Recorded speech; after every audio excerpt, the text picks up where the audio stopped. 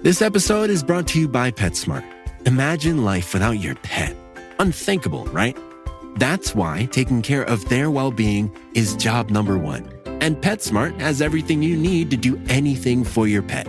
PetSmart's expertise in nutrition, training, veterinary care, and more can help you take care of your pet's well-being the same way your pet takes care of yours. Care the way pets do. Shop now at PetSmart.com.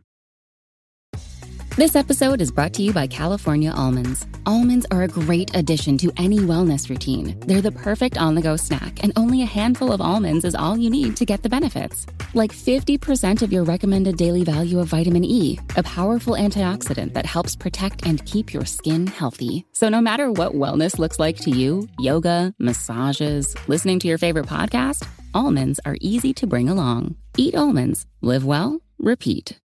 This is Optimal Relationships Daily, episode 1663. Take Out the Garbage by Keith Wilson of KeithWilsonCounseling.com. Hello, everybody, and thanks so much for joining me again for another episode of ORD. I'm Greg Audino, your host and narrator. I hope your weekend is off to a great start and that today's post will only help. I think you're going to like what we have on the slab today. It's a great article from Keith Wilson, full of not only some helpful lessons, but also some stories and visuals too. So let's jump right in as we optimize your life. Take Out the Garbage by Keith Wilson of KeithWilsonCounseling.com. I once facilitated a group for people recovering from severe mental illnesses. We met once a week, and they talked about how things were going for them. They tried to support each other. One day, a member of the group came in and said his landlord was going to evict him if he failed to clean his apartment. Landlords can do that if the apartment is really bad. We knew that just talking about it and offering moral support was not going to help him much. So, the next week, we all went to his place to help him clean. In the end, he got to keep his apartment, and I got a story about letting go. As soon as we walked in, we could see that the landlord was right to threaten eviction, and that we were right to help him. It was too much to overlook, and too much for one man to clean. He was a major hoarder. I can't even begin to describe everything we saw. But what really got me was the pile of apple cores by his chair. This guy must have really liked apples, and every time he ate one, he would throw the core on the floor and never pick it up. The pile was, and I'm not exaggerating, as high as the arm of the chair.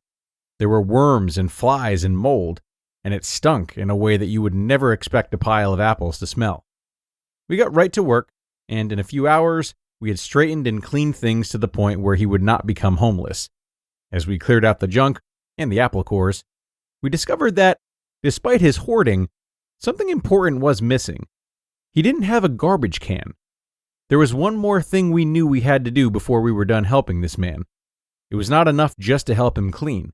We knew we had to get him some garbage cans. 3, in fact. 1 for every room in his apartment. I thought I was wise to put one by the chair where he dropped the apples. A year later, I was still facilitating the same group, and we had many of the same members in it. In some ways, they all had made progress, I thought. Until the day the same man came in and said that he was at risk of being evicted again. "My landlord says my place is a mess. It's a health hazard," he said.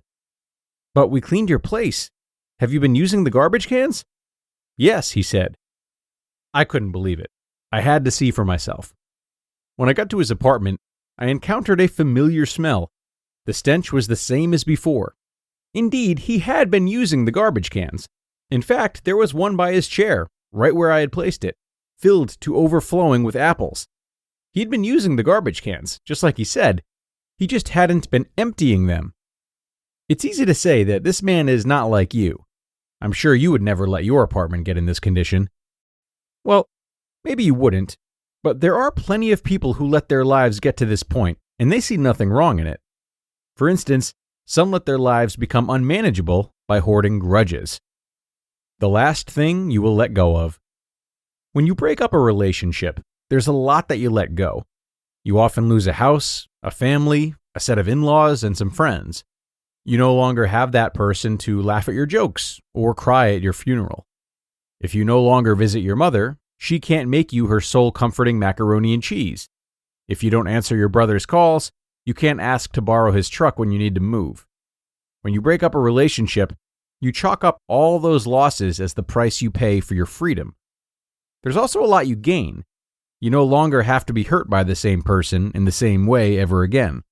You can move on and develop a healthy relationship with someone else. While you forfeit your rights to a side of a bed, you get a whole other bed and all the covers to yourself. You can sleep all night without his snoring and not have to step around his dirty underwear when you get up. If you end a relationship, there will be one thing you will hang on to longer than anything else. There's nothing they can do with this thing. It's useless. Unless you make a conscious effort to let go of it, you will have a persistent desire to change your former partner. The last thing you let go will be the impulse to convince her that she's wrong.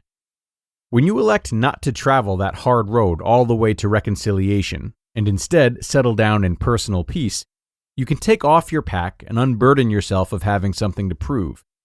It doesn't matter anymore if she feels sorry for what she did, so you can stop wishing that she would. Grudges are so hard to maintain, you would think that they would be easy to give up, but they're not. The thing is, you can't just one day say you're going to let go of all your grudges and be done with them. You can say that, but they come back. It's like cleaning your apartment. When you're done cleaning, make sure you have a metaphorical garbage can to contain the same subsequent mess. As long as you generate angry and resentful feelings, use it. The crock of...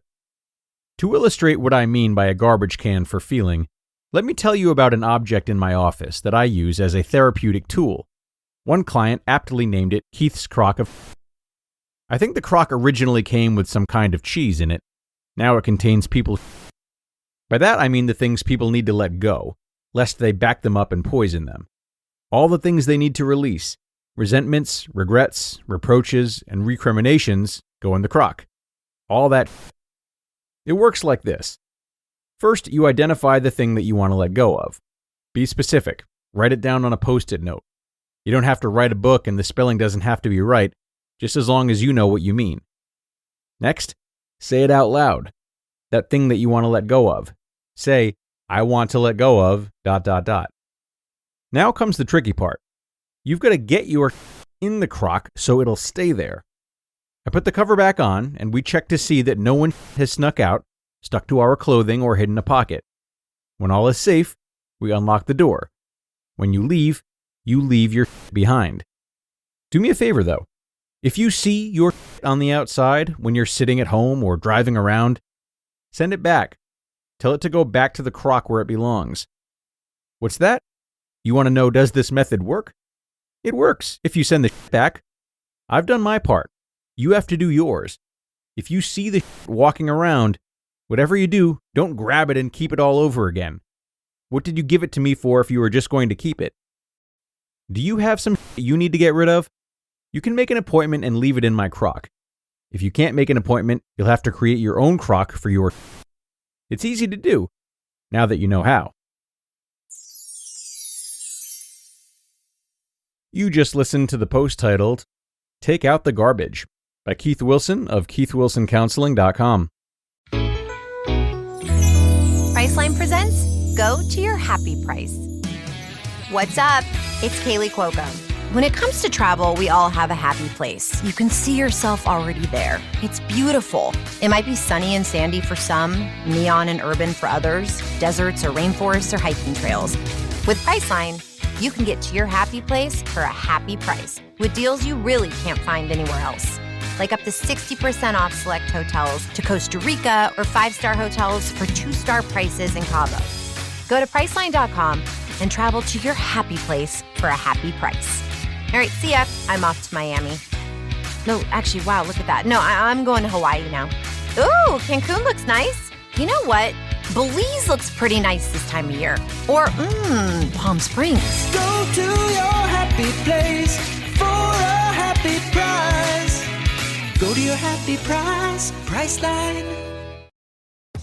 This episode is brought to you by California Almonds. Almonds are a great addition to any wellness routine. They're the perfect on-the-go snack, and only a handful of almonds is all you need to get the benefits. Like 50% of your recommended daily value of vitamin E, a powerful antioxidant that helps protect and keep your skin healthy. So no matter what wellness looks like to you, yoga, massages, listening to your favorite podcast, almonds are easy to bring along. Eat almonds. Live well. Repeat. And a big thank you to Keith for this article, another great one from him. And one thing I love about it, and that we can all take with us today, is the value of that physical representation of letting something go. So many of the battles we face take place in our minds, and we often struggle or are unwilling to sort out how we can handle them in tangible ways. This crock of Keith's works so well because it does just that. It allows his patients to double down on their healing by bringing out into the open and giving a physical existence for them to get rid of. So, I think the parting guidance today would be to consider how you might do something similar for one of the problems that you are facing that has hardly, if at all, left the confines of your brain. How can you bring it into the light, see it in front of you, and approach it there? Thinking about how this could work for you should be a really helpful and unique approach to healing if it's something that you haven't done before. Or even if you have done it before, and it's something you need to send back, right? So, I'll leave you to that, everybody. Thanks again for joining today for this really wonderful piece. And thank you, as always, for sharing this episode with someone who you think may find it helpful. It's time to get going for now. So I'll look forward to seeing you again in tomorrow's episode, where we will be hearing a post from Shayna Olmstead. That's where your optimal life awaits.